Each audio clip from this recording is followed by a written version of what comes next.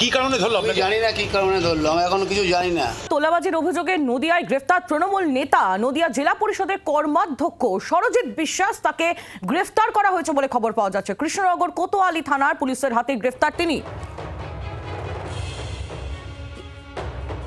দীর্ঘদিন ধরে সরজিতের বিরুদ্ধে তোলাবাজির অভিযোগ ছিল, একাধিক অভিযোগ তার বিরুদ্ধে ছিল। এই গোটা বিষয় নিয়ে আমাদেরকে আরো জানাবেন অরূপ এই মুহূর্তে আমাদের সঙ্গে রয়েছেন।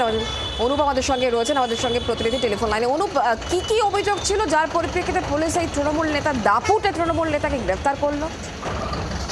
দেখো, এই বিরুদ্ধে শুধু একজনের অভিযোগ নয়, দীর্ঘদিন ধরে অভিযোগ করছে এলাকাবাসী এবং যারা সাধারণ মানুষও অভিযোগ করেছে। সেসব অভিযোগ যখন পালাবদল হয়নি, হয়তো সেই অভিযোগগুলোকে খতিয়ে দেখা হয়েছে বা কিছু হয়েছে, কিন্তু এই অভিযোগগুলো আস্তে আস্তে জমা পড়েছে, নতুন করে আবার অভিযোগ জমা পড়েছে।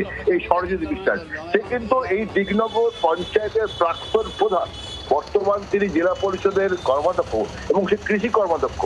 এই তার বিরুদ্ধে একাধিক সিন্ডিকেট চালানো এবং সিন্ডিকেটের একটা র্যাকেট চালানো, সমস্ত কিছু তার বিরুদ্ধে অভিযোগ এনেছে।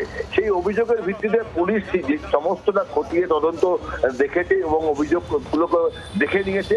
দেখার পরে গতকালকে রাত্রেবেলার মধ্যরাতে তাকে তুলে নিয়ে এসছে এবং সেখান থেকে তুলে নেওয়া আসার পরে আমাদের ক্যামেরার সামনে সে নিজেও বলেছে আমাদের ব্লকের আমি একজন কর্মাধ্যক্ষ।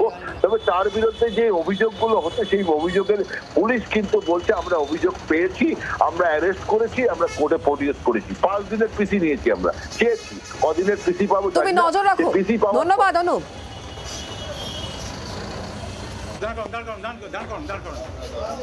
যিনি গ্রেফতার হয়েছেন, যার বিরুদ্ধে দীর্ঘদিন ধরে অভিযোগ ছিল, যাকে গ্রেফতার করা হয়েছে, তার বক্তব্য শোনাবো।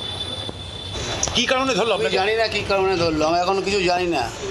আপনার নাম কি? আমার নাম সরজিৎ বিশ্বাস, আমি 1 নম্বর কৃষ্ণনগর 1 নম্বর ব্লকের কৃষি কর্মাধ্যক্ষ। আমাকে কালকে তুলে নিয়ে এসে রেখে দিয়েছে, এখন কিছু বলছে না, বলে গেলে বুঝতে পারবে। আপনি নিজেও জানেন না? আপনি কি করতেন? আমি কৃষি কর্মাধ্যক্ষ, আমি পলিটিক্স করি, তৃণমূল রাজনীতি করি। বাংলার আওয়াজ, বাঙালির আবেগ, জি 24 ঘন্টা।